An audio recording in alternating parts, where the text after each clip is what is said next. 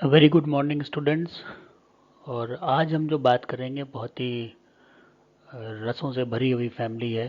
Family Rutaceae, जिसके जो fruits हैं वो देखते ही मुंह में पानी आने लगता है। और बहुत ही न्यूट्रिशियस फ्रूट्स होते हैं। और गर्मी के दिनों में तो ये मतलब एक तरह से बहुत ही फ़ायदेमंद होते हैं कि इस्तेमाल करने के लिए। और इसमें बहुत से फल हैं, जिसमें आप मौसम्बी है, संतरा है, नींबू है, और उसमें भी और भी इसके अलग अलग टाइप हैं, किन्नू है। तो इसमें इतना ज़्यादा वैरायटी है कि इनको पूरा एक सिट्रस फैमिली भी कह सकते हैं। और रुई फैमिली भी कहते हैं। रुई, RUE, रुई फैमिली। जैसा कि आप नीचे ये लिखा देख रहे हैं, रुई फैमिली, क्योंकि इसमें एक जीनस है, उसको रोएला कहते हैं, तो उसी के नाम पे रुई फैमिली है। तो आज बात करेंगे एक रसों से भरी हुई फैमिली, फैमिली रूटेसी।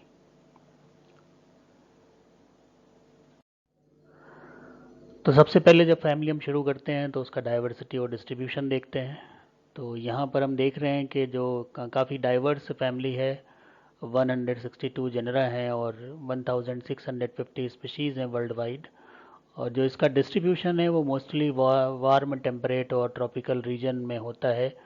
और सबसे ज़्यादा जो इसमें डाइवर्सिटी देखी गई है तो वो ऑस्ट्रेलिया में है और साउथ अफ्रीका में है।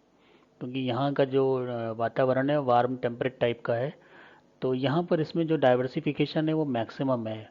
होती तो पूरे वर्ल्ड वाइड है, लेकिन जो मैक्सिमम अगर डाइवर्सिटी देखें तो ऑस्ट्रेलिया और साउथ अफ्रीका है। और ये भी कहा जाता है कि वेविलोव साइंटिस्ट थे, उन्होंने सेंटर ऑफ ओरिजिन बताया था चीज़ों का, कि कौन सी चीज़ कहाँ से ओरिजिन है। तो उनके मुताबिक जहाँ पर सबसे ज़्यादा डाइवर्सिटी है किसी पर्टिकुलर स्पीशीज़ की या किसी फैमिली की, तो उसका ओरिजिन वहीं हो सकता है। तो बहुत से साइंटिस्ट इसका ओरिजिन ऑस्ट्रेलिया में मानते हैं और बहुत से इसका अफ्रीका में मानते हैं।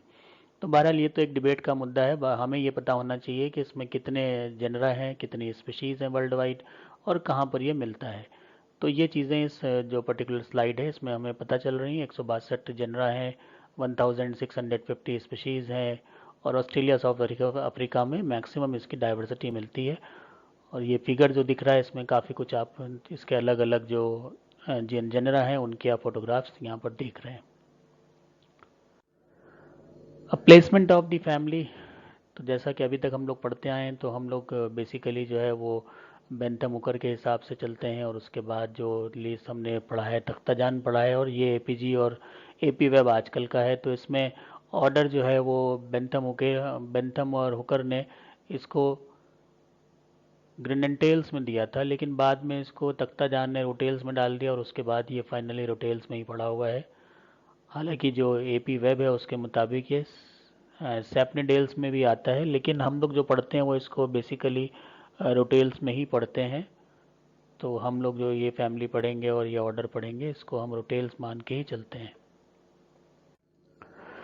सेलिएंट फीचर, तो ट्री और श्रब, पेड़ भी होते हैं और श्रब भी होते हैं। लीव्स जो हैं वो यूजुअली कंपाउंड है। और डॉटेड ग्लैंड पाई जाती हैं। बहुत इंपॉर्टेंट करेक्टर है कि यहाँ पर जो ग्लैंड है वो कैसी हैं, डॉटेड ग्लैंड है। तो ये ग्लैंड का जो करेक्टर है ये बहुत ही इम्पॉर्टेंट करेक्टर है।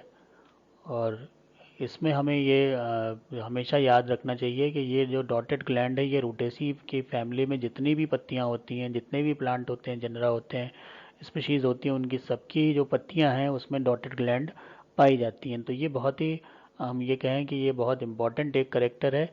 तो ये गलत नहीं होगा और इसको हमें याद रखना चाहिए कि इसमें जो ग्लैंड है वो डॉटेड हमें मिलती हैं। स्टेमेंस फ्री होते हैं और पॉलीएडल्फस होते हैं, तो कहीं से जुड़े नहीं होते हैं, फ्री होते हैं।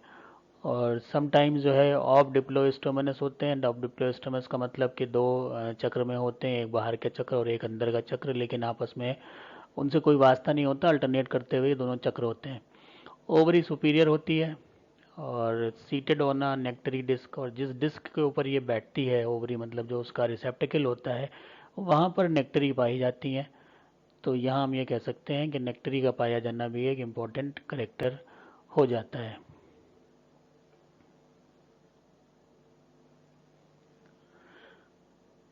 तो अब बात करते हैं कि कौन कौन से मेजर जनरा इस पर्टिकुलर फैमिली रूटेसी में हैं। तो एक तो जो यहाँ पर हमें दिख रहा है, सबसे पहला जो मोस्ट डाइवर्सिफाइड है वो जेंथोजाइलम है, जिसकी फ़ोटो ये लगी हुई है, ये आप देख सकते हैं, जेंथोजाइलम।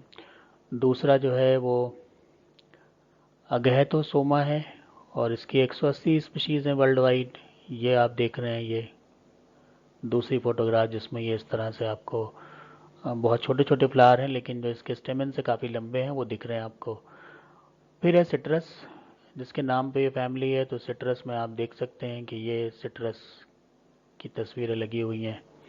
रूटा है, रूटा आप ये देखिए, ये रूटा है जिसकी 60 स्पीशीज़ हैं। और फिर मुराया, मुराया जीनस है जो कि वाइल्ड में उग जाता है और आसानी से उग जाता है। ये मुराया की तस्वीर है। तो इसमें मेजर जो है वो जेंथोजाइलम हो गए, अगैथोस्मा हो गया 180 के साथ, और सिट्रस 65, रूटा 60 और मुराया 12 स्पीशीज़ इसकी मिलती हैं। तो ये इस फैमिली के मेजर जेनरा हो गए। डिस्क्रिप्शन अगर फैमिली का देखें तो बेसिकली जो है वो श्रब्स होती हैं और ट्री भी होते हैं। तो इसमें दोनों में कंपटीशन चलता है कि कौन ज़्यादा, कुछ प्लांट ट्री की तरह चलते हैं, कुछ श्रब की तरह चलते हैं, और दोनों की अपनी इंपॉर्टेंस है। Sometimes arm with thorns and spine, कभी कभी जो है इसमें थॉर्न्स और स्पाइंस भी मिल जाते हैं। जैसे कि कुछ प्लांट आपको दिखेंगे रोटेसी के, जहाँ पर आपको थोड़े से जो है वो कांटेनुमा स्टेम के ऊपर स्ट्रक्चर नज़र आते हैं। रेयरली हर्बेशियस होता है ये। हर्बेशियस इसमें बहुत पर्टिकुलर करेक्टर नहीं, बहुत रेयर है। लेकिन बिनिन गौसियाना जो ये प्लांट ये बना हुआ है, बिनिन गौसियाना, ये प्लांट जो है इसका हर्ब होता है। तो ये हर्बेशियस होता है, ये ग्रीन रहता है। बाकी जो है वो श्रबी और ट्री होते हैं। ऑफन एरोमेटिक, अक्सर एरोमेटिक होते हैं।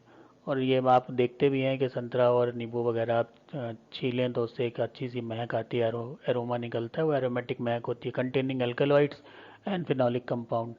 और ये बच्चे खेलते भी हैं कि उसका जो संतरे के छिलके का जो जूस होता है उसको आंखों में डाल देते हैं, फिर थोड़ी देर आंखों में तकलीफ होती है क्योंकि इसमें अल्कलॉइड और फिनॉलिक कंपाउंड्स वगैरह होते हैं। पत्तियों में भी ऐसे ग्लैंड्स होती हैं, उनमें भी ये चीज़ें मिल जाती हैं। तो यहाँ ध्यान रखना है कि ये बेनिन घोसियाना को छोड़ के बाकी सभी प्लांट जो है श्रब हैं या फिर ट्री हैं।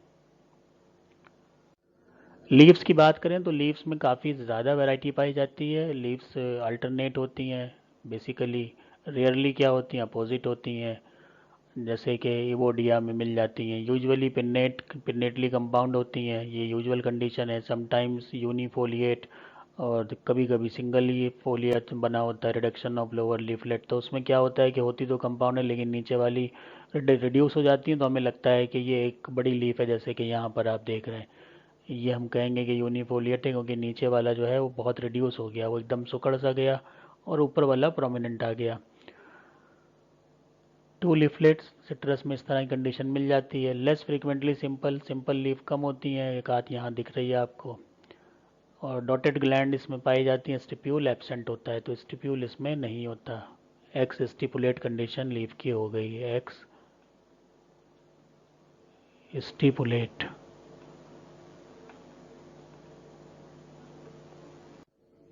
इनफ्लोरेसेंस यूजुअली साइमोस होता है, और इसके अलावा फ्लावर जो है सोलेटरी भी मिल जाते हैं, जैसे ट्राईफेजिया में दिख रहे हैं आपको। ट्राईफेजिया में ये कंडीशन आपको दिख रही है ट्राईफेजिया की, एक फ्लावर अलग डाल पे निकला, एक अलग डाल पे निकला हुआ। इस तरह से फ्रूट्स भी जो बनते हैं वो भी अलग बन रहे हैं, ये भी अलग बन रहे हैं। रेयरली रेसिमोज होता है, जैसे अटलांटिया में है, तो ये रेसिमोज भी कंडीशन मिल जाती है, रेयर होती है लेकिन मिलती है। और ये किस में है, अटलांटिया में है।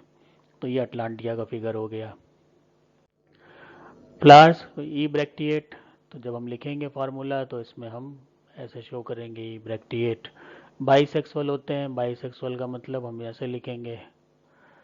रेयरली यूनिसेक्सुअल, कभी कभी यूनिसेक्सुअल होते हैं, जो एग्जांपल है जेंथोजाइलम, और वो ये बना हुआ है जेंथोजाइलम का ये पिक है, जिसमें आप देखेंगे तो कोई एक ही सेक्स मिलेगा, या तो मेल फ्लावर होंगे या फीमेल होगा, गाइनोशियम मिलेगा, एंड्रोशियम नहीं मिलेंगे। अदरवाइज इसका वाइसी वर्सा हो जाएगा, एंडोशियम मिलेंगे तो गाइनोशियम नहीं मिलेगा। एक्टिनोमॉर्फिक यूजुअली होते हैं और रेयरली जाइगोमॉर्फिक होते हैं, जैसा कि डिक्टामस में जो है वो जाइगोमॉर्फिक है, और ये कंडीशन डिक्टामस की दिख रही है आपको, जहाँ पर ये थोड़ा तितली नुमा फ्लावर बन गया। और जब भी इस तरह का होगा तो ये एक्टिनोमॉर्फिक नहीं रह जाएगा, और इसको हम शो करेंगे तो जाइगोमॉर्फिक के साइन से शो करेंगे।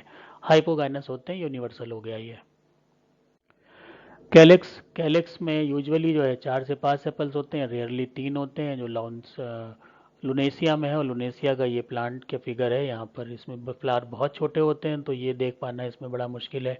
लेकिन इसको बहुत करीब का कोई मुझे फ़ोटो मिल नहीं पाया, इसलिए मैं इसमें थोड़ा असमर्थ हूँ दिखाने में। लेकिन आपको याद रखना है कि 3 ही होते हैं इसमें और फ्री होते हैं, और मोर और लेस यूनाइटेड। कभी कभी जो है आपको यूनाइटेड कंडीशन भी मिल जाती है, और जिस तरह से लीफ में जो है वो ग्लैंड डॉटेड होती है, यहाँ पर भी ग्लैंड डॉटेड मिल जाती हैं। तो रोटेसी के मेंबर में ये एक बहुत अच्छा एक करेक्टर होता है जिससे उनकी पहचान हो जाती है। उनको पत्तियों को तोड़िए, हल्का सा रगड़िए, या फ्लावर को तोड़िए, हल्का सा रगड़िए, फ्रूट का छिलका रगड़ लीजिए, उसमें आपको एक महक से मिलेगी, अरोमा मिलेगा, क्योंकि इसमें ग्लैंड डॉटेड मिल जाती हैं। और इसको जैसे रोटेसी एक अपने आप में करेक्टरिस्टिक फैमिली भी बन जाती है। कोरोला की बात करें तो कोरोला भी 4 से 5 पेटल्स में हो सकता है, रेयरली 3 होते हैं, जिसमें जो इसका नाम ही है ट्राइफेजिया, 3 होते हैं इसलिए इसका नाम ट्राइफेजिया पड़ गया। ये ट्राइफेजिया की फ़ोटो आप देख रहे हैं। रेयरली जो है यूनाइटेड है, बहुत रेयर कंडीशन है जिसमें सब जुड़ जाते हैं। और ये है कोरिया, कोरिया का फ़ोटो ये देख रहे हैं, जिसमें आपको ये पूरे सब जुड़े हुए नज़र आ रहे हैं और पूरा एक फनल लाइक स्ट्रक्चर बना रहे हैं। समटाइम्स एब्सेंट, कभी कभी एब्सेंट भी होते हैं। तो ए पेटला कंडीशन भी पाई जाती है। पहले भी हमने कुछ फैमिलीज़ में ए पेटला कंडीशन पढ़ी हुई है, यहाँ पर भी ए पेटला होता है। एंड्रोशियम, एंड्रोशियम जो है वो 8 से 10 तक स्टेमेंस हो सकते हैं। बहुत कम ऐसा होता है कि 5 हों। एग्जाम्पल है सिक्कमिया, और ये सिक्कमिया का एक यहाँ पे ये तस्वीर बनी हुई है। मैनी, सिट्रस में तो मैनी होते हैं, तो सिट्रस में तो आप तो देख सकते हैं कि ढेरों मिल जाएंगे। फ्री होते हैं मुराया में, पर फ्री होते हैं मुराया अभी हम पढ़ेंगे डिटेल में, तो वहाँ पर हम देख लेंगे। पॉलीएडल्फस होते हैं, फ्री कंडीशन है, पॉलीएडल्फस है, सिट्रस में भी ऐसा ही होता है। रेयरली मोनोएडल्फस, ये अटलांटिया में मिल जाते हैं। तो अटलांटिया का प्लांट अभी आपने पीछे देखा था, वहाँ पर कंडीशन कैसी होती है, मोनोएडल्फस होती है। समटाइम्स ऑफ डिप्लोस्टेमिनस, और कभी कभी जो बहुत रेयर कंडीशन है वो ऑफ डिप्लोस्टेमिनस भी मिल जाते हैं यहाँ पर। मतलब अगर 10 हैं तो 10 में 5 और 5 के 2 अलग अलग वर्ग बनते हैं। एंथर्स डाइथिकस या बाइथिकस होते हैं, डाइसेंस लॉन्गिट्यूडनल होता है, पॉलन ग्रेन 3 to 6 कॉलपेट, ये यूनिवर्सल करेक्टर हो गया, सभी में मिलता है ऐसा। तो वेरिएशन जो है वो नंबर में है और जो उसकी पोजीशन है उनमें है। और बाकी जो यूनिवर्सल करेक्टर हैं कि डाइथिकस होते हैं और डाइसेंस लॉन्गिट्यूडनल होता है, पॉलन ग्रेन 3 to 6 कॉलपेट होते हैं, ये यूनिवर्सल करेक्टर हो गए। अब गाइनोशियम की बात करें तो गाइनोशियम में 2 to 5 यूनाइटेड कार्पल्स मिलते हैं। सिनकार्पस कंडीशन है, यूनाइटेड कार्पल्स हैं तो सिनकार्पस हो ही जाता है। रेयरली जो है मोनोकार्पलरी मिलता है, जो कि टेक्लिया में है। टेक्लिया का ये फिगर बना हुआ है, टेक्लिया बड़ा करेक्टरिस्टिक होता है ये टेक्लिया, और इसमें मोनोकार्पलरी कंडीशन होती है। समटाइम्स ओवरी फ्री, जेंथोफाइलम, जेंथोफाइलम में ओवरी फ्री होती हैं, वो आपको ये दिख रहा है, ये तस्वीर दिख रही है, इसमें ओवरी फ्री मिलती हैं। एंड ओनली स्टाइल यूनाइटेड, और स्टाइल यूनाइटेड होते हैं। मल्टीलोकुलर कंडीशन होती है with 1 to many ovules, placentation axile होता है। रेयरली, रेयरली जो है वो पेराइटल प्लेसेंटेशन होता है, फेरोनिया में मिलता है। तो ये फेरोनिया जो है वो यहाँ पर आपको ये दिख रहे हैं, इसमें पेराइटल प्लेसेंटेशन भी मिल जाता है कभी कभी। Ovary superior universal character, lobed होती universal character, style 1, stigma small. तो ये चीज़ें हो गई जो कॉमन हो गई। फ्रूट की बात करें तो इसमें भी काफ़ी आपको वैरायटी मिल जाती है फ्रूट्स में। जैसे कि बेरी है जो कि मुराया में है, ये मुराया पैनिकुलेटा, इसको भी हम लोग डिटेल में पढ़ेंगे, जिसको हेज ग्रास कहते हैं। ड्रूप होता है, ड्रूप में स्पैथलिया में ड्रूप है, स्पैथलिया ड्रूप है, तो ये कंडीशन आप देखिए स्पैथलिया वाली। हेस्पेरिडियम है, सिट्रस में हेस्पेरिडियम होते हैं, तो ये आपको सिट्रस दिख ही रहा है हेस्पेरिडियम। ये सवाल भी बहुत आता है, पीएमटी वगैरह में पूछा जाता था हमारे वक्त में भी, हेस्पेरिडियम किस में होता है, तो सिट्रस उसमें आंसर होता था, या फैमिली का नाम रोटेसी होता था। समारा, समारा जो है बहुत करेक्टरिस्टिक एकदम फैला हुआ सा होता है, फ्लैटेंड टाइप का, और ये टेलिया में मिलता है। और ये जो इसकी तस्वीर है वो आप ये देखिए, ये समारा है। कैप्सूल फॉर्म में रूटा में मिलता है, तो रूटा में आप देख लीजिए कि ये कैप्सूलर फॉर्म में मिल रहा है।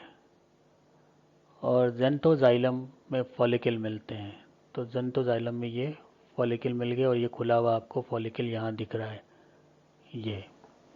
तो ये हो गए अलग अलग टाइप के जो फ्रूट का इसमें वैरायटी है, वो बात हो गई रोटेसी की। सीड्स, अब सीड्स तो सभी ने हमने देखे हुए हैं, नींबू और संतरे के सीड्स तो लगभग सभी जितने भी इसमें हैं उनमें सब में सीड्स एक से ही होते हैं। तो ये कुछ एक फिगर है जिसमें तरह तरह के सीड्स हैं। तो जो मेन चीज़ें हैं वो क्या है कि सीड वन टू मैनी होते हैं, एम्ब्रियो कर्व्ड होता है और स्ट्रेट भी हो सकता है, एंडोस्पर्म एब्सेंट होता है और प्रेजेंट भी हो सकता है। तो कोई भी चीज़ लिखिए होता है नहीं होता है यही लिख देना है। तो ये तो बड़ा आसान हो गया। और इसमें जो है सिट्रस उसमें पॉली एम्ब्रियोनी पाई जाती है, तो आपको बहुत से सीड्स भी मिल जाते हैं। संतरे और मौसम्बी में आप देखते हैं कि ढेरों सीड्स होते हैं लेकिन सब होते एक ही तरह के। पॉलिनेशन और डिस्पर्सल की बात करें तो पॉलिनेशन यूजुअली इंसेक्ट से होता है। यहाँ पर आप देखिए कि ये इंसेक्ट यहाँ पर ये पॉलिनेशन की प्रोसेस को करा रहे हैं अपना काम करने के साथ साथ। और इसमें भी कौन से हैं, बीज और फ्लाइज जो हैं ये बेसिकली इसका पॉलिनेशन करते हैं, अट्रैक्ट होते हैं इनकी महक की तरफ और फिर इसकी वजह से पॉलिनेशन इनका अच्छा हो जाता है। डिस्पर्सल यूजुअली बाई एनिमल, तो एनिमल के ज़रिए डिस्पर्सल होता है और रेयरली बर्ड और इवन विंड। विंड से जो है वो कम होता है लेकिन टेलिया में एनिमोफिलस भी पॉलिनेशन होता है, अदरवाइज इसमें एंटेमोफिलस कंडीशन पाई जाती है। इकोनॉमिक इम्पोर्टेंस तो फैमिली इकोनॉमिकली तो बहुत इंपॉर्टेंस की है क्योंकि इसमें तो बहुत अच्छे अच्छे फल हैं। The family is important for its citrus fruit such as lemon, citrus lemon उसका नाम है, lime citrus aurantifolia, sweet orange और मौसम्बी या मौसमी जिसको सिट्रस साइनेंसिस कहते हैं, ऑरेंज टेंगरिन जिसको संतरा कहते हैं तो ये सिट्रस रेटिकुलेटा हो गया, एंड ग्रेप फ्रूट जिसको कहते हैं सिट्रस पैराडिसी। एजाइल मार्मेलोज जिसको भेल कहते हैं, भेल का शरबत वगैरह पिया जाता है, बहुत सख्त सा फ्रूट होता है और उसका जो अंदर का सारा निकाल के उसका शरबत बना के पिया जाता है, बहुत अच्छा डाइजेस्टिव होता है एजाइल मार्मेलोस भेल।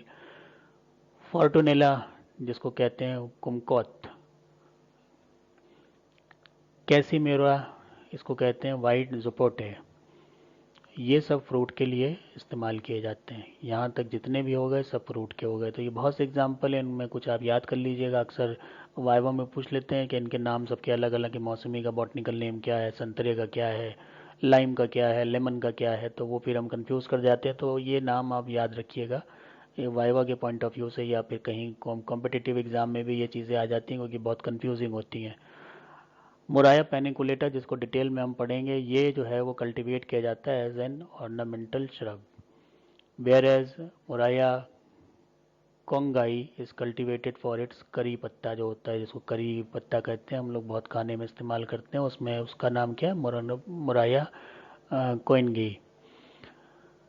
पेनिकुलेटा जो है आपने पार्कों में गार्डन्स में या आप देखा होगा कि हैज बनती है, जो दीवारें बन जाती हैं पार्क की ग्रीन ग्रीन और उसको अलग अलग शेप भी दे देते हैं। वो घास बहुत, जो घास क्या होती है उसको कहें झाड़ियाँ होती हैं, वो उन झाड़ियों को ही हम कहते हैं मुराया पेनिकुलेटा। तो हैज प्लांट भी इसको बोल देते हैं कि ये हैज में काम आता है, तो हैज प्लांट भी इसको कॉमनली बोलते हैं। इसके अलावा लीव्स और सिक्किमिया लोरियोला are burnt in order to purify the air, हवा को साफ़ सुथरा रखने में ये पत्तियाँ स्कीमिया की जलाई जाती हैं और इससे ये यकीन होता है कि जो इसमें माइक्रोब्स हवा में है, फंगल स्पोर्स हैं, बैक्टीरियल स्पोर हैं, ये मर जाते हैं। रूटा जिसको कि रुई कहते हैं, जिसकी वजह से इसका फैमिली का नाम भी कॉमनली रुई फैमिली है। तो रूटा और जेंथोजाइलम ये जो हैं वो दांतों में दर्द वर्द होता है तो उसमें इनकी जो डंडियां हैं उसको चबा लिया जाता है तो उससे आराम हो जाता है। इसके अलावा कैसीमियोरिया, ये भी मेडिसिनल प्लांट है, ये भी जो है वो एक तरह से माउथ वॉश की तरह इसकी पत्तियाँ और जो सॉफ्ट इसके शूट्स होते हैं उनका एक्सट्रैक्ट निकाल कर लोग उससे कुल्लियाँ करते हैं जिससे कि माउथ वॉश अच्छा हो जाता है। और जो आप हम लोग लिस्टिन वगैरह इस्तेमाल करते हैं, तो जो लोग ट्राइबल्स हैं जिनको जानकारी है और जो गांव में रहते हैं वो इनको इस्तेमाल कर लेते हैं। बनिन गौंसियाना, ये पिस्सू मरबूटी इसको कहते हैं, पिस्सू मारबूटी। पिस्सू जो हैं वो कीड़े होते हैं जो कि प्लेग विलेग फैलाते हैं, तो उसको मारने के लिए ये बूटी का इस्तेमाल होता है, इसको इंसेक्टिसाइडल की तरह इस्तेमाल करा जाता है। रेवेनिनिया स्पेक्टेबिलिस, इसको जो है वो ऑर्नामेंटल श्रब की तरह इस्तेमाल किया जाता है जैसे कि मुराया पेनिकुलेटा को करते हैं। तो रेवेनिया और मुराया जो है ऑर्नामेंटल हैं, बाकी कुछ की मेडिसिनल वैल्यू है और ज़्यादातर जो है इसमें सिट्रस फ्रूट्स हैं तो फ्रूट्स के तौर पर इनका बड़ा इस्तेमाल होता है और तमाम जगह पर इस्तेमाल होता है। इसके अलावा लीव्स वगैरह हैं क्योंकि उसमें ऑयल ग्लैंड्स पाई जाती हैं तो उसका मेडिसिनल इम्पोर्टेंस अपने आप में बढ़ जाता है। फ्लोरल डायग्राम अगर एक कॉमनली देखें तो यहाँ पर हमें यूजुअल कंडीशन मिलती है एक्टिनोमॉर्फिक, हर्माफ्रोडाइट। कैलेक्स जो हैं 4 से 5 होते हैं, या जुड़े भी हो सकते हैं, फ्री भी हो सकते हैं। कोरोला जो है वो 4 से 5 होते हैं, ये फ्री होते हैं। एंडोशियम जो है वो 8 से 10 तक हो सकते हैं। गाइनोशियम जो है वो 8 से 10 और इनफाइनाइट भी इन केस कभी कभी हो सकते हैं। गाइनोशियम 4 से शुरू हो सकते हैं और इनफाइनाइट तक जा सकते हैं। और ये कुछ जो इनके रिप्रेजेंटेटिव फ्लोरल डायग्राम है वो आप देख रहे हैं यहाँ पर। तो मोर और लेस सब में एक सी चीज़ें हैं, थोड़ा थोड़ा जो नंबर है जो यहाँ पर फ़र्क हो रहा है वही यहाँ पर भी फ़र्क हो रहा है। तो अब हम इसको देखेंगे कि हमें कौन से पढ़ने हैं इसमें। तो यहाँ पर जैसे आप देखते हैं कि ये कंडीशन कैसी है, ई ब्रैक्टिएट है, इसमें कोई ब्रैक्ट नहीं है, यहाँ पर ब्रैक्ट बन रहा है, यहाँ पर भी ई ब्रैक्टिएट है। तो ये सब अलग अलग इसमें होता है। रेयर कंडीशन भी हम पढ़ते हैं और कभी कभी जो है वो जो नॉर्मल कंडीशन है वो भी हमें मिलती है। तो अलग अलग प्लांट्स में थोड़ा बहुत कहीं ना कहीं जो है वो चेंजेस मिल ही जाते हैं। एफिनिटीज़ किस किस से है, तो इस फैमिली की जो एफिनिटीज़ है, और ये एफिनिटीज़ इसलिए क्योंकि जब आप सवाल करते हैं एग्ज़ाम में तो उसमें डिफरेंसेस पूछे जाते हैं या कंपैरेटिव अकाउंट पूछा जाता है, तो उसमें ये हमें पता होना चाहिए कि इस फैमिली के साथ कौन सी फैमिली पूछी जा सकती है। तो ये ज़रूरी है, इसलिए यहाँ पर ये जानना कि एफिनिटीज़ किससे है तो वो भी बहुत ज़रूरी हो जाता है। जैसे कि एंगलर और पेंटल ने इस फैमिली को जिरानियल्स में इंक्लूड किया था अलोंग विद जाइगोफाइलेसी, जाइगोफाइलेसी के साथ जोड़ा था। और यूफोरबिएसी एंड बर्सिरेसी, तो ये 3 फैमिलीज थी, जाइगोफाइलेसी, यूफोरबिएसी, बर्सिएसी, इसके साथ में डाल दी थी रूटेसी, और जो इसका ऑर्डर लिया था वो जिरानियल्स लिया था। हेलियर ने attached particular phylogenetic significance to the Rutaceae and derived it from stock ancestral to Barbidiaceae। हेलियर ने जो है इसकी जो है वो फाइलोजेनेटिक स्टडी करी और उसके हिसाब से उन्होंने ये माना कि ये एंसेस्ट्रल स्टॉक है किसका, बर्बिडेसी फैमिली का। रेंडल ने इसको प्लेस किया, रेंडल भी एक साइंटिस्ट थे, इन्होंने प्लेस किया इनको किसके बीच में, जिरानियल्स और सेपनीडेल्स के बीच में। तो ये प्लेसमेंट तो रेंडल ने बदल दिया। ये सब जो प्लेसमेंट हैं ये सब आपके जो आजकल की जिनोम स्टडी है उसके बेस पे होते हैं, जिनोम के बेस पर होते हैं। बेटिस्टीन ने रूटेसी को इंक्लूड किया मिलियसी के साथ, जिसमें कि आपका मिलियसी में नीम आता है तो उसके साथ में इसको इंक्लूड कर दिया, और ऑर्डर इसमें डाला टेरिबिनथेल्स में। तो ये सब जो है वक्त वक्त पे एफिनिटीज़ देखी गई। तो इसमें जो हमें याद रखना है कि क्योंकि जो एंगलर पेंटल ने इसको किसके साथ डाला था, जाइगोफाइलेसी के साथ, ये हमारे सिलेबस में है। यूफोरबिएसी के साथ, ये भी सिलेबस में है। तो इसका कंपैरेटिव अकाउंट इनके साथ और यूफोरबिए के साथ आ सकता है। जो सिलेबस में नहीं है जाहिर सी बात है कि कंपैरेटिव अकाउंट उसके बारे में आपसे नहीं पूछा जाएगा। लेकिन मिलियसी है, नीम वाला है, तो रूटेसी और मिलियसी इनके बीच में कंपैरिजन आ सकता है। तो इस तरह से हमें ध्यान होना चाहिए कि किन किन के साथ हमें इनका कंपैरेटिव अकाउंट हमें पढ़ना चाहिए। अब हम बात करेंगे इसका जो रिप्रेजेंटेटिव प्लांट है और वो है मुराया पेनिकुलेटा। और ये आप बड़ी देख रहे हैं कि हैज बनी हुई है, गार्डन पार्क होटल वगैरह इन सब में हैज बना दी जाती है, और ये यही प्लांट होता है मुराया पेनिकुलेटा, जिसका एक सिनोनिम पुराना नाम था मुराया एक्जोटिका। तो अब बहरहाल एक ही नाम है मुराया पेनिकुलेटा। तो ये आप देख सकते हैं श्रबी प्लांट होता है और 2-3 मीटर तक के ऊपर चले जाते हैं, और उसके बाद अलग अलग शेप जो है वो माली पार्कों में इसको बनाते रहते हैं। अलग कोई किसी ने हाथी घोड़ा ये सब बना देते हैं और पार्क की खूबसूरती बढ़ाए रखते हैं। तो लकड़ी इसकी बहुत ठोस होती है, जिसकी वजह से जो है वो तूफान और आंधी आंधी इनका कोई फ़र्क नहीं पड़ता, और ये पेड़ गिरते भी नहीं है अपनी जगह से, उखड़ते भी नहीं है, क्योंकि रूट आपने देखी थी कि रूट जो बनती है उसमें ब्रांचिंग अच्छी होती है, तो ज़मीन पे पकड़ भी उसी हिसाब से उसकी बहुत मजबूत हो जाती है। तो आप देखते हैं कि इस प्लांट के बारे में हमें क्या क्या पता चलता है और क्या क्या हम जानेंगे जो हम एग्ज़ाम में अगर आता है तो लिख सकते हैं। हैबिट, हैबिट तो पता ही हो गई।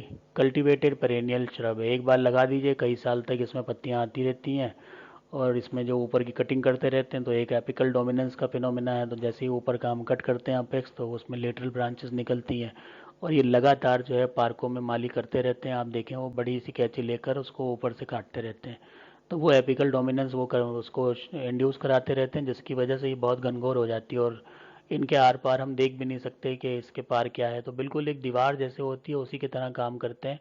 और साथ ही साथ जो पानी है और पोल्यूशन है, आंधी तूफान, इनसे भी जो है वो जिनके चारों तरफ ये बना दिए जाते हैं, उससे बचा के रखते हैं, चाहे एक छोटा सा गार्डन हो घर के अंदर हो या पार्क हो, बाग बगीचे हैं वहाँ पर भी इसकी हैज बना दी जाती है। तो बड़ा अच्छा एक प्रोटेक्टिव प्लांट है और सॉइल बाइंडर भी है। तो अगर जहाँ पर आपको लगता है कि सॉइल का बहुत ज़्यादा रिमूवल हो रहा है हवा की वजह से, तो वहाँ पर भी इनको लगा सकते हैं। तो ये अच्छे से बाइंड करके सॉइल को रखते हैं।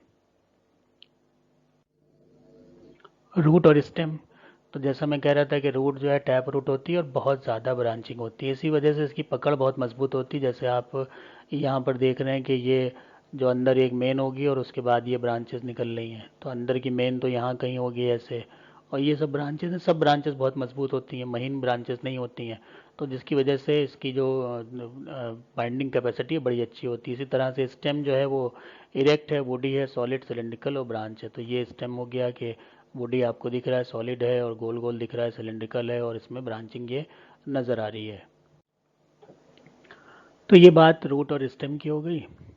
और ये जो पिक लगी है ये आपको अच्छे से दिखा रही है कि कितना कितना ज़्यादा इसमें ब्रांचिंग है, छोटी छोटी रूट्स भी निकलती हैं। तो बहुत ही मजबूत प्लांट होता है, इसीलिए हैच की तरह इस्तेमाल किया जाता है।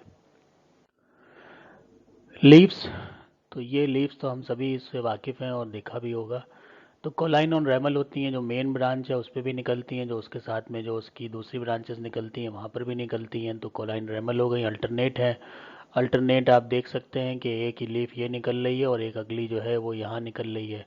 तो आमने सामने ये नहीं निकल रही हैं, ऐसे ऐसे नहीं निकल रही हैं। तो अगर ऐसे नहीं निकलती हैं तो अल्टरनेट कहलाती हैं, जैसे आप यहाँ देख रहे हैं। पिटियोलेट है, पिटियोल आपको ये नज़र आ रहा है, यहाँ पर ये पिटियोल नज़र आ रहा है। तो ये पिटियोलेट हो गए। एक्स स्टिपुलेट है, कोई भी स्टिप्यूल यहाँ पर नहीं होता। तो इस वजह से एक स्टिप्यूल नहीं होता तो क्या हो गया, एक्स स्टिपुलेट हो गई कंडीशन। पिन्नेटली कंपाउंड है, जो आपको दिख रहा है यहाँ पर, एक ये पिन्ना ही दिख रहे हैं, पहला, दूसरा, तीसरा, चौथा, पांचवा, छठा और ये आखिर में एक अलग, ये एक ऑड होता है नंबर। तो ये क्या है, एम्पेरीपिन्नेट। क्योंकि इसका पेयर हमें नहीं मिल पाया तो ये कंडीशन कहलाती है एम्पेरीपिन्नेट। अगर ये पेयर मिल जाता है तो इसको हम कहते हैं पेरीपिन्नेट।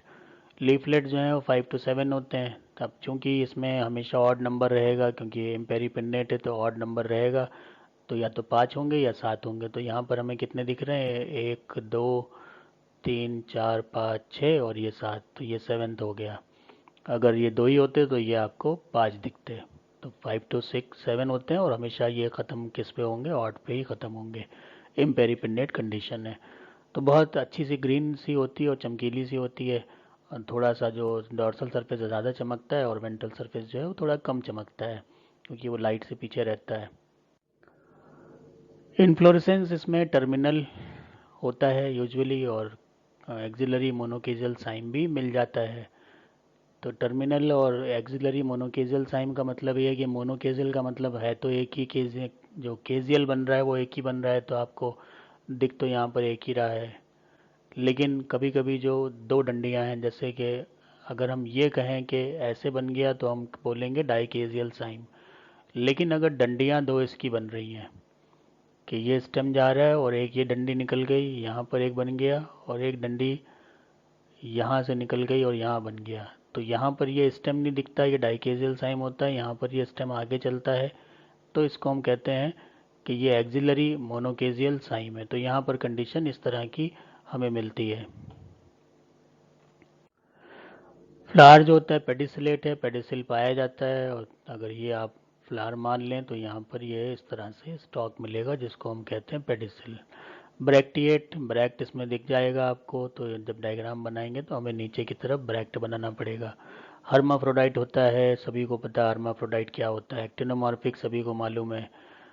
और जब ये कंडीशन होती है तो कंप्लीट अपने आप होगा ही। पेंटामेरस है तो 5 आपको दिख रहे हैं, 1 2 3 4 और 5, और यहाँ तो 6 भी दिख रहे हैं। तो ये पेंटामेरस तो कम से कम होगा और इसकी जो सिचुएशन है वो 5 to 6 तक जा सकती है।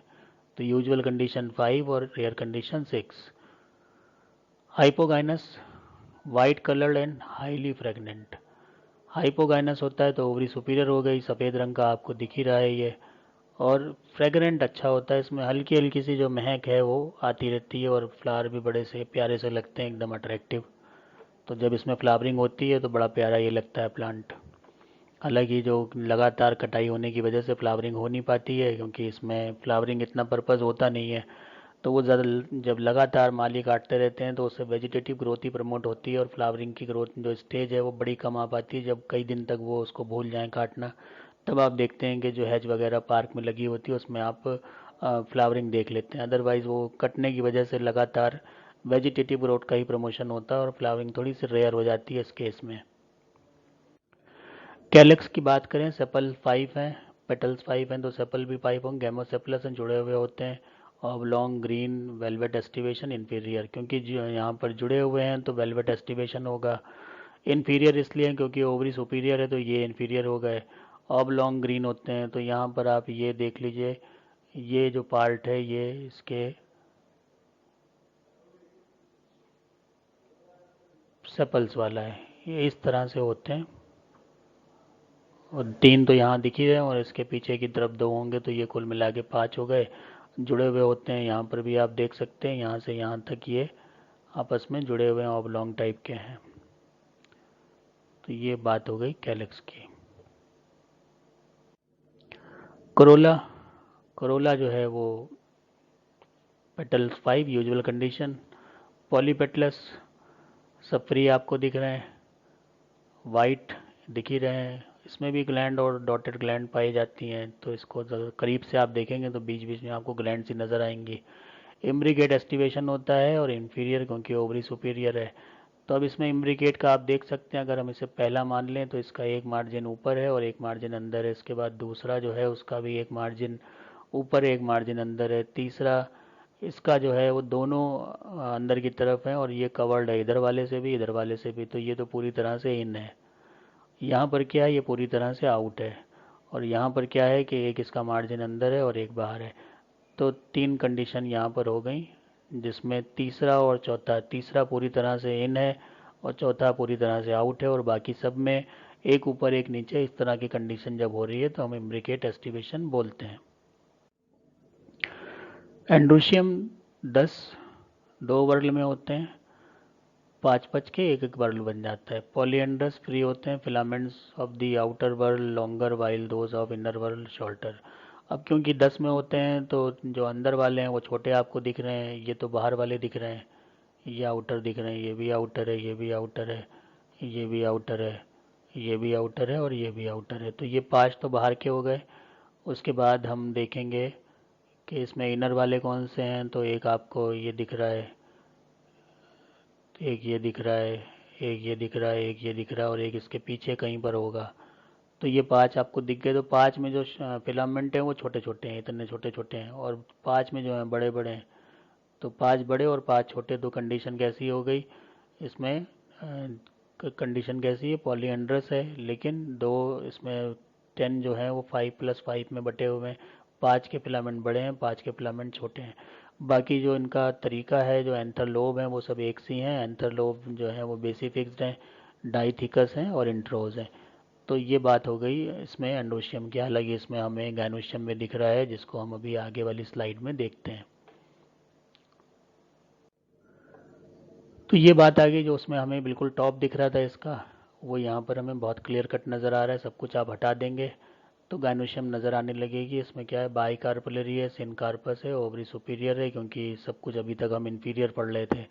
बाइलोकुलर होती है, सेक्शन काटने के बाद दिखता है, एक्साइल प्लेसेंटेशन होता है, और 1 ओव्यूल इन ईच लोक्यूल, एक हर लोक्यूल में एक ओव्यूल होता है। स्टाइल जो है सिलेंडर है, जो आपको ये दिख रही है सिलेंड्रिकल स्टाइल, ये स्टाइल हो गई सिलेंड्रिकल।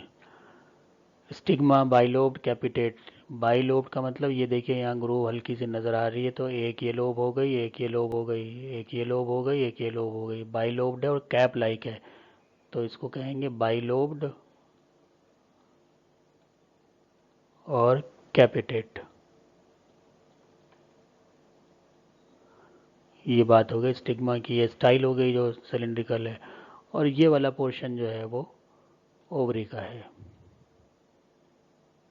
तो जब हम टीएस करते हैं तो हम यहीं से काटते हैं, ताकि हमें जो है वो जो प्लेसेंटेशन यहाँ लिखा हुआ है एक्साइल प्लेसेंटेशन, ये दिख जाए। और जो ओवरी के नीचे एक डिस्क होती है, तो ये आपको डिस्क नज़र आ रही है जिसके ऊपर ये विराजमान है। तो ये बात हुई गाइनोशियम की। फ्रूट फ्रूट मुराया में बेरी होता है, और बेरी फ्रूट इस तरह का आप देख रहे हैं। ये जो है वो अभी अनराइप्ड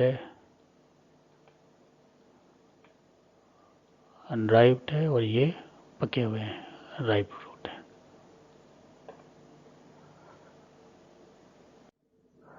फ्लोरल फार्मूला और डायग्राम। तो फ्लोरल फार्मूला में तो पहले फार्मूला देख लीजिए, ये क्या दिखा रहा है, एक्टिनोमॉर्फिक। ये दिखा रहा है बाइसेक्सुअल। ये दिखा रहा है जो कैलेक्स हैं वो फ्यूज़ हैं, गैमो है तो ब्रैकेट में हो गया। ये हो गए आपके कोरोला जो कि 5 हैं, फ्री हैं। A555 जो हैं वो लंबे वाले हैं और 5 जो हैं छोटे वाले हैं। जी जो है वो बाइकार्पलरी सिनकार्पस ओवरी हो गई, और ओवरी सुपीरियर है तो यहाँ पर निशान ये नीचे बन गया। इसी का डायग्राम हम देख लें। तो क्योंकि इसमें जो है वो ब्रैक्ट मिल जाता है कभी कभी, तो हम यहाँ पर इसमें ब्रैक्ट लिख सकते हैं जो यहाँ बना हुआ है। उसके बाद ये आप देख रहे हैं जो वेलवेट एस्टिवेशन है, सब जुड़े हुए हैं, 5 हैं। फिर आप देख रहे हैं ये इम्ब्रिकेट एस्टिवेशन के साथ करोला। उसके बाद आप देख रहे हैं दो, एक बाहर वाले लंबे, 1 2 3 4 5, 5 ये लंबे वाले स्टेमन हो गए, और 5 ये छोटे वाले हो गए, 1 2 3 4 और ये 5। उसके बाद लास्ट में जो आती है वो बात आती है ये गाइनोशियम की। तो गाइनोशियम आपको ये दिख रहा है, गाइनोशियम जिसमें 2 कार्पल नज़र आ रहे हैं, सिन कार्पस है और हर कार्पल में एक ओव्यूल है। तो फ्लोरल फार्मूला और फ्लोरल डायग्राम इस तरह से कंप्लीट होता है। अब कभी जो है वो ब्रैक्टिएट आपको लिखा मिल जाएगा कुछ किताबों में, कुछ में जो है वो नहीं मिलता है। तो ये तो अपनी अपनी बात है कि जिसने जो देखा और डिस्क्राइब किया, अगर वो स्ट्रक्चर दिख गया और उसको लग गया कि ब्रैक्ट है तो उसने लिख दिया और बना दिया, और जिसको लगता है कि वो ब्रैक्ट नहीं है तो वो नहीं लिखता है और नहीं बनाता है। तो बहरहाल जो आपको प्लांट मिले प्रैक्टिकल में उसमें जो दिख रहा हो वो आप लिखिए, वो गलत नहीं होगा। क्योंकि जो आपका कॉपी चेक होगी वो चेक होगी उस दिन के दिए हुए फ्लावर के साथ। तो फ्लावर में अगर है तो लिखना है, नहीं है तो नहीं लिखना है। तो ज़बरदस्ती इसमें ये नहीं कि कोई भी चीज़ ऐसी है कि हम माने या ना माने, अगर है तो वो लिखना ही, क्योंकि ये सब चीज़ें फ्लेक्सिबल हैं। टेक्सोनॉमी बहुत स्टेबल चीज़ नहीं है, एक डायनेमिक चीज़ है। शुरू से ही आपको बता रहे हैं कि टेक्सोनॉमी एक डायनेमिज्म में चलती है, इसमें कभी भी कोई चीज़ ये नहीं होता कि यही आखिरी है, क्योंकि इसमें लगातार काम लोग कर रहे हैं, और जो नंबर हैं या जो भी इसमें करेक्टर हैं वो कुछ ना कुछ बदलते रहते हैं, और कुछ ना कुछ इसमें अपडेशन लगातार होता रहता है। तो कोई भी क्लासिफिकेशन फाइनल नहीं है, कोई भी नंबर फाइनल नहीं है। तो बस इसमें जो आपको जिस दिन जो मिल जाए उसके हिसाब से आपको डिस्क्राइब करना है। तो उसके लिए ज़रूरी है कि टर्मिनोलॉजी आपको मालूम होनी चाहिए, बॉटनिकल टर्म क्या है। और ये सब अगर पता है तो फिर तो कोई बात ही नहीं होती, क्योंकि जो फ्लावर है वो अपने आप में आपके सामने खुली हुई किताब है। उसको आप देखते जाइए और उसकी जो चीज़ें हैं वो लिखते जाइए, काम आपका ख़त्म हो गया और बेहतरीन मार्क्स आपको मिल जाते हैं एग्ज़ाम में। और इसके साथ साथ जो आपकी जानकारी वो भी अच्छी हो जाती है, क्योंकि जब एक फ्लावर के बारे में आप इस तरह के करेक्टर जान जाते हैं कि जैसे कि आप पढ़ रहे हैं कि हर चीज़ को आप देख रहे हैं, एंडोशियम क्या है, गाइनोशियम क्या है, क्या स्टॉक होता है, क्या लोब होता है, गाइनोशियम में कैपिटेट है कि स्टिग्मा उसमें किस तरह का बना हुआ है, बाइफिड है। ये सब चीज़ें जब आप जानते चले जाएंगे तो 4-5 प्लांट अगर आपने इस तरह से पढ़ लिए तो आगे 10-15 प्लांट की तो आप कहानी लिख सकते हैं। हो सकता है कि आप उसका नाम ना बता पाएँ, लेकिन उनके करेक्टर आप लिख सकते हो। करेक्टर को जब आप मैच करेंगे किसी भी पर्टिकुलर फैमिली के साथ में, जो फैमिली के करेक्टर हैं उनको आप उनके साथ मैच करने लगेंगे, तो आप एक दिन यकीनी तौर पर जो अननोन प्लांट से भी आप शुरू करेंगे, तो आप ये बात तय मानिए कि इतनी नॉलेज होने के बाद अब उस अननोन प्लांट के जो जीनस और स्पीशीज़ हैं वहाँ तक पहुँच जाएंगे। स्पीशीज़ तक ना भी पहुँचें तो ये गारंटी है कि आप जीनस तक तो आइडेंटिफाई कर सकते हैं कि जो प्लांट हमें अननोन मिला है ये इस पर्टिकुलर जीनस का है। और इसका जो बेस है वो क्या है, यही जो नॉलेज आप अभी गेन कर रहे हैं थ्योरी में और प्रैक्टिकल में। ये जो ज्ञान नॉलेज है आपकी, ये हमेशा आपके काम आएगी, और इसकी मदद से आप जो आइडेंटिफिकेशन वाला पार्ट है, जो बहुत मुश्किल पार्ट है, और इस वक्त देश में और दुनिया में जो लोग हैं वो ज़्यादातर इस काम को पसंद नहीं करते, क्योंकि इसमें बहुत घूमना फिरना और मेहनत पड़ती है। तो ज़्यादातर लोग तो लैब का ही काम चाहते हैं कि लैब के अंदर एयर कंडीशन रूम में बैठकर सब काम कर लें, और फील्ड का कौन सर्वे करे। तो ये फील्ड वर्क होता है टेक्सोनॉमी, बिना फील्ड में जाए आप टेक्सोनॉमी नहीं कर सकते। तो जब आप ये सब करते हैं तो बड़ा अच्छा आपको नई नई चीज़ें पता चलती हैं और आपको मज़ा भी आता है नेचर को पढ़ने में। चलिए आगे चलते हैं, देखते हैं क्या है। तो अब बात करते हैं मुराया पेनिकुलेटा के जो इकोनॉमिक इम्पोर्टेंस है उनकी। तो एक तो ये तो हमें पता ही है कि भाई इकोलॉजिकली सॉइल सॉइल बाइंडर है और एक तरह से एयर प्योरीफायर की तरह भी काम करता है, लेकिन इसके अपने इकोनॉमिक यूजेस भी हैं। और इसको इंग्लिश में जो है ऑरेंज जैस्मिन कहते हैं। बॉटनिकल नेम मुराया पेनिकुलेटा है, पी छोटा करना पड़ेगा। हिंदी नेम कामनी है। चाइनीज़ नेम यूजू और जियांग ली जियांग है, क्वीन ली जियांग है। और ये सब नाम याद करने की फ़िलहाल ज़रूरत नहीं है क्योंकि चाइना से अपना लफड़ा चल रहा है, तो चाइनीज़ नाम हमें ना याद करें, हम हिंदी नाम याद करें कामनी। और मुराया पेनिकुलेटा किन किन बीमारियों में जो है वो एक मेडिसिन की तरह काम करता है, तो उसको देखते हैं। एसिड रिफ्लेक्स, जो कि एसिडिटी की प्रॉब्लम होती है, और बहुत लोग डाइजिन वगैरह के आप विज्ञापन देखते रहते हैं कि सीने में जलन हो रही है और खोलन सी मची हुई है, तो ये सब चीज़ों में ये काम आते हैं। एसिड रिफ्लेक्स में इनकी पत्तियों का जो डिकॉक्शन है वो दे दिया जाता है। डेंटल एब्सेसिस जो होते हैं, दांतों की जो सड़न गलन होती है वो जब दूर हो सकती है। इसकी पत्तियों का जो एक्सट्रैक्ट है उसको आप उससे कुल्ली करते हैं लोग, और उससे जो है उनका माउथ वॉश की तरह इस्तेमाल कर सकते हैं और बड़ा अच्छा होता है क्योंकि इसमें एंटीबैक्टीरियल गुण भी पाए जाते हैं। डायबिटीज़ में भी इसका अच्छा यूज़ देखने को मिला है। और इसके अलावा जो दूसरे और यूजेस हैं जो मेडिसिनल हैं, उसमें एनाल्जेसिक की तरह इस्तेमाल होता है। एंटीबैक्टीरियल जैसा बताया था आपको, एंटी डायबिटिक होता है, और एंटी फर्टिलिटी भी होता है। फर्टिलिटी को रोकने के लिए भी इस्तेमाल कर सकते हैं। एंटी इन्फ्लामेटरी भी होता है, एंटीऑक्सीडेंट भी है, एंटी रोमेटिक भी है। जो रोमेटाइज अर्थराइटिस होती है, दर्द वर्द वगैरह होता है, उसमें भी काम आता है। और फिर टॉनिक की तरह भी ये काम में आता है। तो एक तरह से इसमें हेल्थ के बड़े अच्छे अच्छे यूजेस हैं, और इसको तमाम अलग अलग फार्मूलेशन में, हर्बल फार्मूलेशन में लोग इस्तेमाल कर रहे हैं। और बहुत जगह आप देखते हैं कि अगर फार्मूले पढ़ें आप जो आयुर्वेदिक दवाइयाँ हैं, तो उसमें लिखा होता है कामिनी। तो कामिनी का मतलब क्या है कि मुराया पेनिकुलेटा इस्तेमाल उसमें वहाँ पर किया गया है। न्यूट्रिएंट कौन कौन से होते हैं, तो जो इस मुराया पेनिकुलेटा में पाए जाते हैं वो कौन कौन से, एक तो कैरियोफाइलिन इससे निकाला गया है, क्यूबिनॉल निकाला गया है, मिथाइल सैलिसेट निकाला गया है, और निरोलिलॉल ये भी निकाला गया है। तो ये सब जो है उसके फाइटोकेमिकल्स हैं जिनको अलग अलग नाम दिए गए हैं। टेस्ट इसका कैसा होता है? मीठा होता है, तो कोई प्रॉब्लम नहीं होती है। ऐसा नहीं कि कड़वा है तो हम इसका जो है माउथ वॉश की तरह इस्तेमाल नहीं कर सकते। तो टेस्ट अच्छा है तो ये सब चीज़ों में आप इस्तेमाल कर सकते हैं। और लोग इससे अनभिज्ञ रहते हैं, नहीं जान पाते हैं, और उनके आसपास दवाइयाँ मौजूद होती हैं तमाम बीमारियों की, लेकिन हमें नहीं पता होता। इस वजह से हम उनके आसपास टहलते रहते हैं, बीमारियों को लोगों से बताते रहते हैं, लेकिन जो उसका इलाज हमारे सामने मौजूद है उसको हम नहीं देखते हैं, और उसको कहीं ना कहीं हम नज़रअंदाज कर देते हैं। तो ये सब जो नॉलेज है ये आपके काफ़ी काम आने वाली है। पार्ट जो यूज़ होते हैं वो लीव्स हैं और रूट हैं, और इसके अलावा जो टेंडर शूट्स हैं वो भी इसमें इस्तेमाल कर लिए जाते हैं। ये बात हुई इकोनॉमिक इम्पोर्टेंस की। तो इसी के साथ ये जो रूटेसी फैमिली और इसका एक पर्टिकुलर जो रिप्रेजेंटेटिव जनरा था मुराया, उसको हमने पढ़ा मुराया पेनिकुलेटा स्पीशीज़ की मदद से। और यहाँ पर आकर ये फैमिली भी ख़त्म हो जाती है। तो जैसा मैंने बताया था कि हर फैमिली का जो तरीका है वो वही है कि आप उसके जो मेजर पॉइंट्स हैं उनको पढ़ते रहिए।